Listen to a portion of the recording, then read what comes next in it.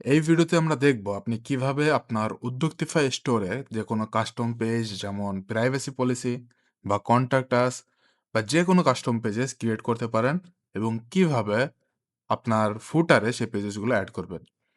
তো এটার জন্য সর্বপ্রথম আমরা মার্চেন্ট প্যানেলে চলে যাব।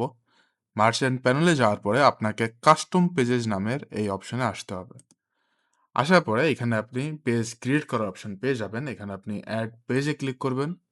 দেন আপনার পেজের টাইটেল দিবেন। যেমন আমি দিচ্ছি প্রাইভেসি পলিসি।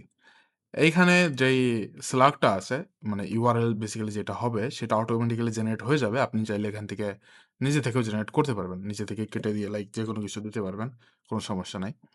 দেন এইখানে আপনার যেই প্রাইভেসি পলিসি পেজের যে মূল কনটেন্ট হবে সেটা আপনাকে এখানে লিখতে হবে বা আপনি যদি আগে থেকে লিখে থাকেন তাহলে সেটা পেস্ট করতে হবে।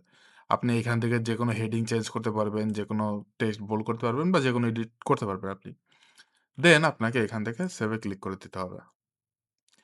এখন যদি আপনি আপনার ওয়েবসাইটে যান এবং এখানে একটু রিলোড দেন বা একটু ওয়েট করেন তাহলে আপনি দেখতে পারবেন আপনার এই প্রাইভেসি পলিসি পেজটা অটোমেটিক্যালি আপনার ফুটারে এড হয়ে গেছে এবং এখান থেকে যদি আপনি পেজে যান তাহলে আপনার পেজটাকে আপনি দেখতে পারবেন। এইভাবে আপনি যেকোনো কাস্টম পেজেস উদ্যোক্তিফাই স্টোরে ক্রিয়েট করতে পারবেন।